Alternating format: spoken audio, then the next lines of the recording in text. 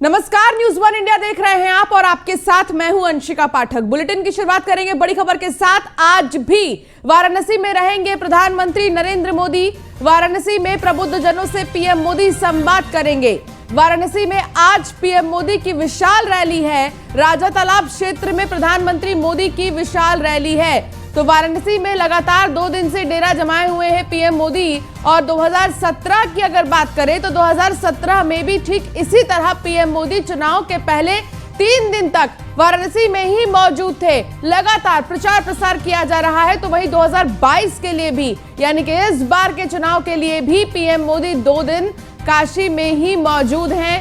कल उनका road show हुआ था, भव्य रोड शो हुआ था, जिसमें भारी भीड़ इकट्ठा हुई थी। काशी विश्वनाथ मंदिर में पूजा अर्चना की थी पीएम मोदी ने पूरे विधि विधान के साथ। और इसके साथ ही उन्होंने वहां पर मौजूद एक पप्पू चाय वाले के पास खड़े होकर चाय भी पिया था। यानी कि पूरे तरीके से काशी में पीएम मोदी के लिए जितने भी लोग मौजूद थे वो बहुत ही ज्यादा उत्साहित थे। और इसके साथ ही उन्होंने प्रधानमंत्री नरेंद्र मोदी का स्वागत किया है भव्य तरीके से। पूरी काशी भगवामय हो गई थी। और इसके साथ ही आपको बता दें कि कल विपक्षी के नेता भी मौजूद थे काशी में ही। राहुल गांधी, प्रियंका गांधी, ये वो तमाम नेता हैं जो मौजूद थे काशी में। इसके अलावा अखिलेश यादव भी कल रोड शो उन्होंने किया।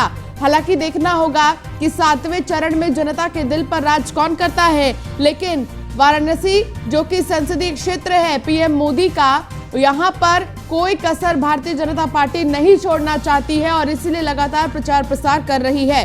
तो राजा तालाब में भी आज पीएम मोदी की बड़ी रैली है। आज भी वाराणसी में ही रहेंगे प्रधानमंत्री नरेंद्र मोदी। उनकी रैली है, रैली को संबोधित करेंगे। प्रबुद्धजनों से पीएम मोदी संवाद भी करेंगे।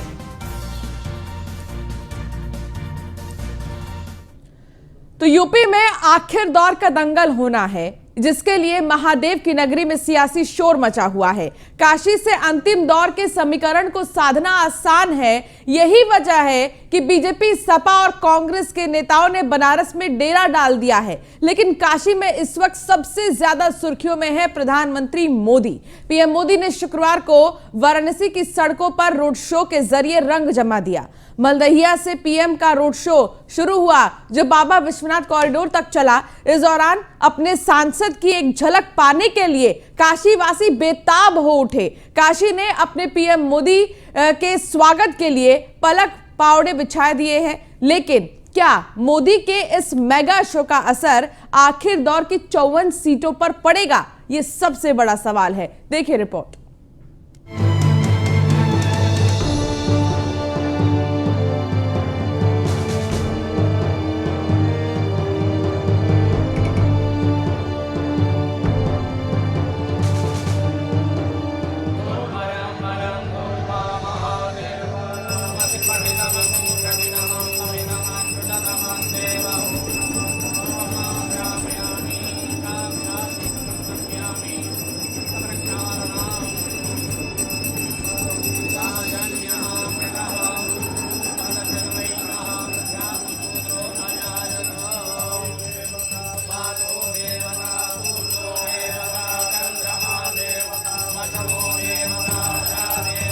काशी विश्वनाथ की भक्ति और इससे पहले बनारस की सड़कों पर मेगा शो कर प्रधानमंत्री ने माहौल भगवामय कर दिया।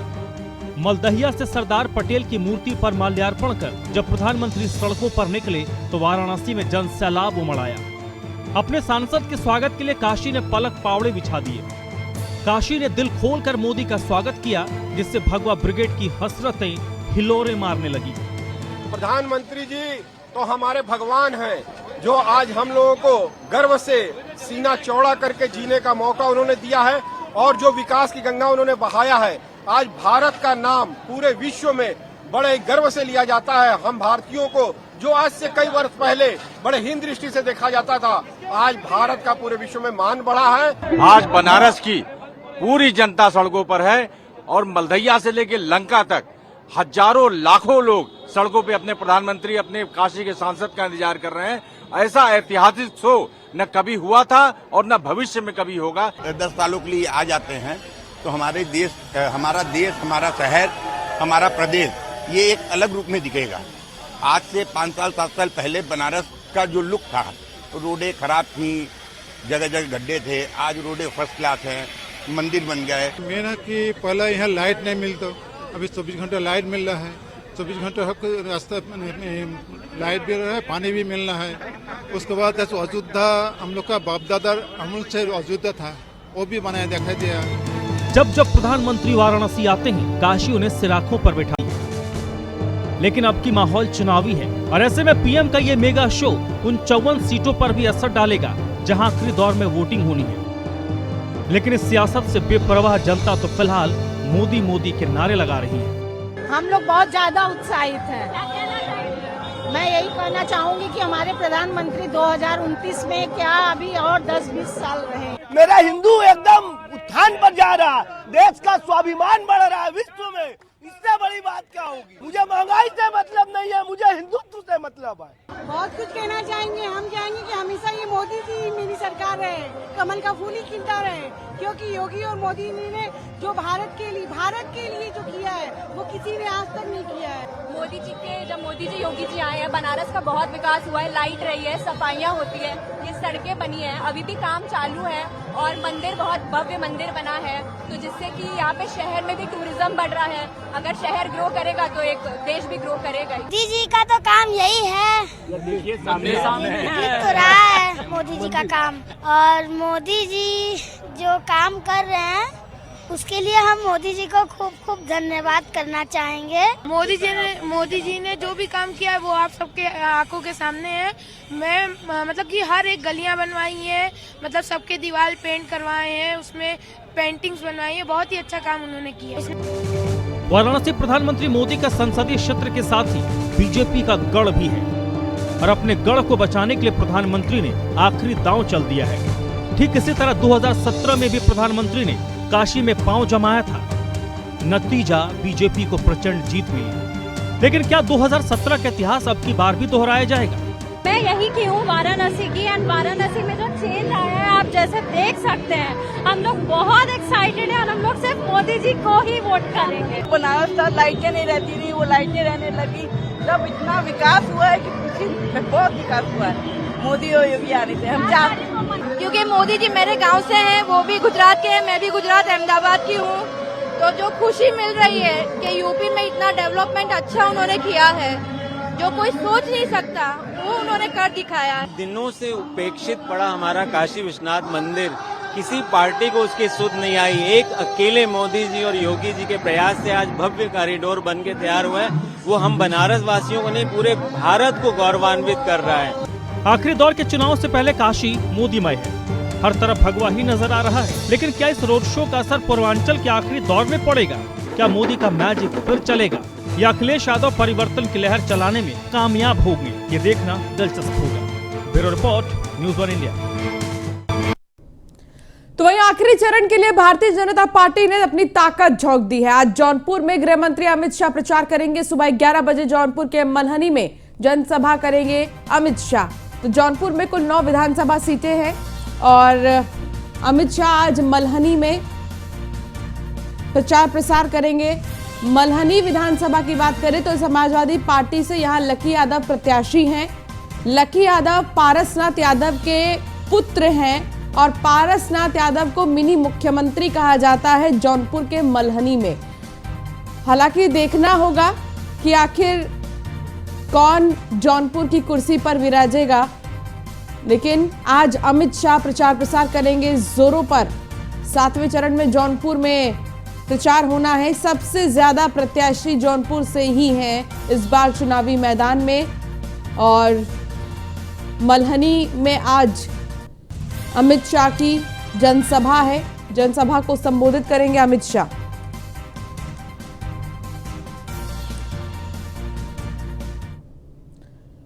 तो वहीं 7वें चरण के लिए बीजेपी ने पूरा जोर लगा दिया है। बीजेपी अध्यक्ष जेपी नड्डा आज भदोही में प्रचार करेंगे। भदोही के गोपीगंज में जेपी नड्डा की जनसभा है।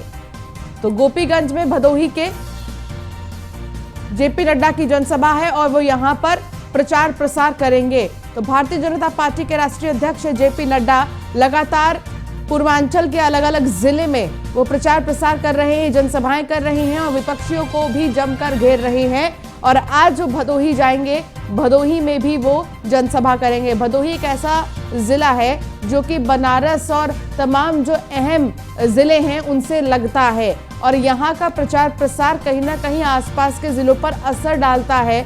इसीलिए आज जेपी नड्डा भदोही जाएंगे और भदोही में प्रचार प्रसार करेंगे 7वें चरण में, क्योंकि चुनाव होने हैं। 7वें चरण में वोट डाले जाएंगे। 7वां चरण 7 मार्च को है और 7 मार्च को ही यहां पर वोट डाले जाएंगे।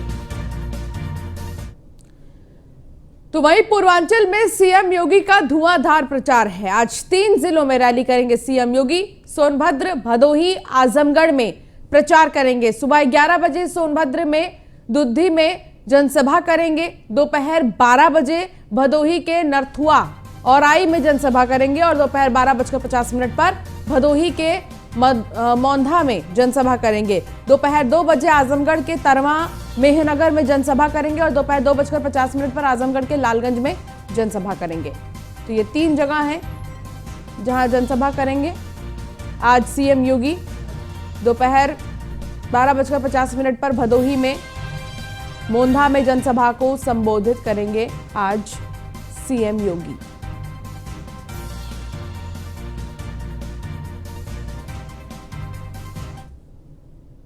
तो लगातार जो है चुनाव प्रचार प्रसार जारी है और ऐसे में आपको बता दें कि लगातार जिस तरीके से देखा जा रहा है तमाम जो नेता हैं उनके आने का सिलसिला भी जारी है। आखिरी चरण के लिए अखिलेश यादव दिखाएंगे दम। आजमगढ़, मिर्जापुर, जौनपुर में अखिलेश यादव प्रचार करेंगे। सुबह 10:30 बजे आजमगढ़ के रानीपुर में जनसभा करेंगे। सुबह 11:20 पर आजमगढ़ के करमैनी में जनसभा करेंगे और दोपहर 12 बजे आजमगढ़ के भगतपुर में जनसभा करेंगे। दोपहर 12:40 पर आजमगढ़ के तहब्बरपुर में जनसभा करेंगे और 1 बजे के करीब आजमगढ़ के सिंधारी में जनसभा करेंगे। 2:20 के करीब आजमगढ़ के बरदाहा में जनसभा करेंगे और 3:15 पर मिर्जापुर के माहुरिया में जनसभा करेंगे। फिर 4:10 पर जौनपुर के मल्हनी में प्रचार करेंगे। यानी कि आज अखिलेश यादव भी अलग अलग जगहों पर मौजूद रहेंगे। आजमगढ़ में रहेंगे। आजमगढ़ जहां से सांसद हैं अखिलेश यादव, वहां पर आ जाएंगे, अपने संसदीय क्षेत्र जाएंगे और यहां पर अलग अलग विधानसभाओं में वो जनसभा करेंगे।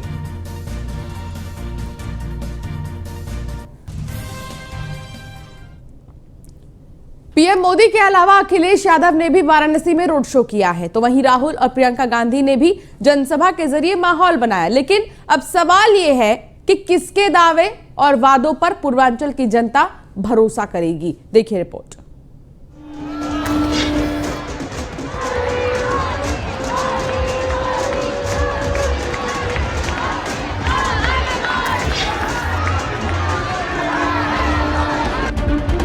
मोदी मोदी के नारों की गूंज के बीच वाराणसी की सड़कों पर उमड़ा ये जनसैलाब भगवा ब्रिगेड में जोश, उत्साह और उमंग भर रहा है।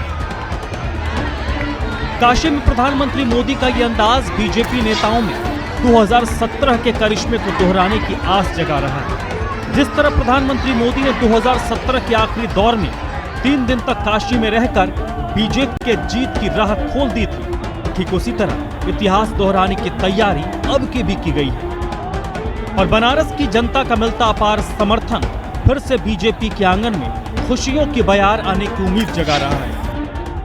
हम लोग बहुत एक्साइटेड हैं और हम लोग सिर्फ मोदी जी को ही वोट करेंगे। खुशी मिल रही है कि यूपी में इतना डेवलपमेंट अच्छा उन्होंने किया है जो कोई सोच नहीं सकता, वो उन्होंने कर दिखाया है। गर्व से कह सकता हूँ कि भारत भूमि का भाग्य जगाने वाला अगर कोई नेता आया है तो मोदी मोदी मोदी। आज 3 घंटे जिस तरह प्रधानमंत्री ने वाराणसी में रंग जमाया, उससे बीजेपी की बाँछें खिली हुई हैं और कल भी प्रधानमंत्री काशी में जनसभा के जरिए माहौल बनाएंगे। इससे बीजेपी नेताओं को पूरी उम्मीद है कि बनारस के जरिए वो आखिरी दौर का दंगल जीतने में जरूर कामयाब होंगे। 10 मार्च को जब चुनाव परिणाम आएंगे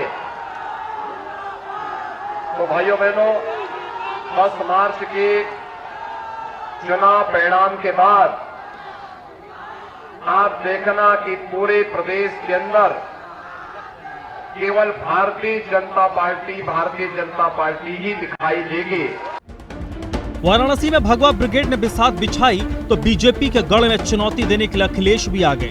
काशी की सड़कों पर सपा मुखिया का भी रोड शो चल रहा है। लेकिन सवाल है कि क्या अखिलेश महादेव की नगरी में परिवर्तन की लहर चला पाएंगे? जब से छठवें चरण का वोट पड़ा है, आधी रात उठ करके धुआं मांग रहे हैं। सपा मुखिया के साथ ही कांग्रेसी भाई बहन यानी राहुल और प्रियंका गांधी ने भी काशी में पांव जमा दिया है। आखिरी दौर की 54 सीटों पर अपनी छाप छोड़ने के लिए प्रियंका और राहुल दोनों ने पूरा जोर लगा दिया है। मोदी जी आते हैं, झूठ बोल जाते हैं और फिर कहते हैं मैंने हिंदू धर्म की बात की, मैं हिंदू धर्म की रक्षा करता हूं। नहीं मोदी जी, आप हिंदू धर्म की रक्षा नहीं करते हो, आप झूठ की रक्षा करते हो। बाबा नगरी से आखिरी दौर की 54 सीटों के लिए जोर तो सभी ने पूरा लगा दिया है, लेकिन महादेव का आशीर्वाद किसे मिलेगा? क्या बीजेपी का किला टूटेगा या फिर 2017 का इतिहास काशी फिर दोहराएगी? ये देखना दिलचस्प होगा। Bureau report, news 1 India. तो 7वें चरण के महासंग्राम के लिए आज प्रचार थम जाएगा। जो शोर है प्रचार प्रसार का वो आज ही थम जाएगा। अंतिम दिन में आज शाम 6 बजे प्रचार का शोर थम जाएगा। यूपी में अंतिम चरण के लिए 7 मार्च को चुनाव होना है। 9 जिलों की 54 सीटों पर 7 मार्च को मतदान होगा। 613 प्रत्याशियों की किस्मत का फैसला वोटर्स करेंगे। तो जो प्रत्याशी हैं, 613 प्रत्याशियों की किस्मत दांव पर लगी है। और 2017 की बात करें तो 36 सीटें बीजेपी जीती थी इन 54 सीटों में से। यूपी चुनाव के आखिरी चरण का मतदान 7 मार्च को होगा। तो वही जनता को अपने पक्ष में करने के लिए सभी राजनीतिक दल धुआंधार प्रचार कर रहे हैं। 5 मार्च को चुनाव प्रचार बंद हो जाएगा। इसी पर देखिए एक खास रिपोर्ट।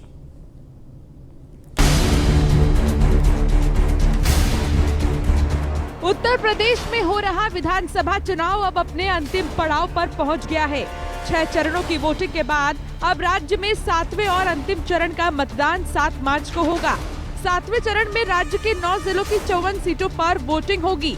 राज्य में 6 चरणों में अब तक 403 सीटों में से 349 सीटों पर वोटिंग हो चुकी है।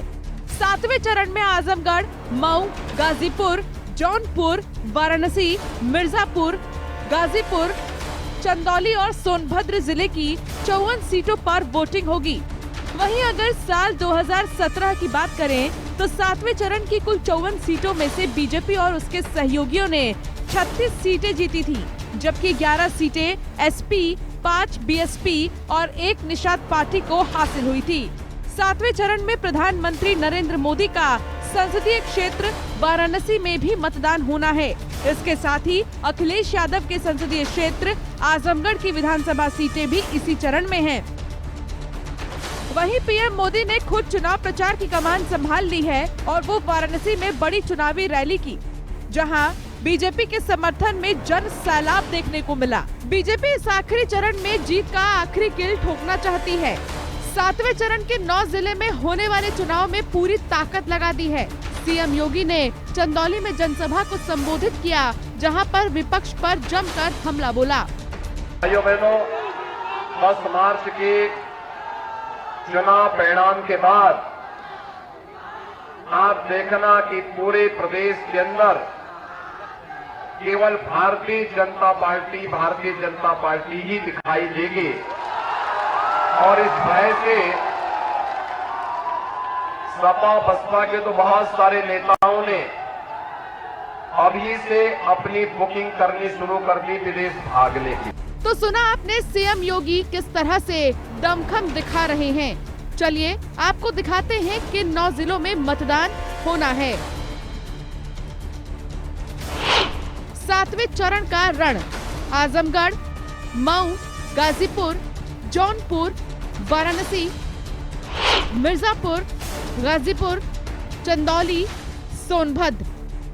6ठे चरण में पूर्वांचल के 57 सीटों पर मतदान हुआ, तो वहीं पूर्वांचल की बाकी 54 सीटों पर 7वें चरण में मतदान होगा। आइए 7वें चरण के कुछ अहम तथ्यों पर नजर डालते हैं। 54 सीटों के लिए 673 प्रत्याशी चुनावी मैदान में हैं। जौनपुर सीट पर सबसे ज्यादा 25 प्रत्याशी। वाराणसी जिले की पिंडरा और शिवपुर में सबसे कम 6 प्रत्याशी। ओपी राजभर गाजीपुर के जहूराबाद से चुनावी मैदान में हैं। कांग्रेस नेता अजय राय वाराणसी के पिंडरा से चुनाव लड़ रहे हैं। आजमगढ़ से दुर्गा प्रसाद यादव 9वीं बार चुनावी मैदान में हैं।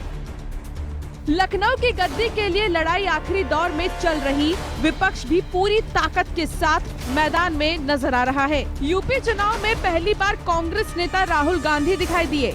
राहुल गांधी वाराणसी में जनसभा को संबोधित करते हुए बीजेपी पर जमकर हमला बोला। हवाई जहाज में बैठेंगे, हवाई चप्पल पहन के।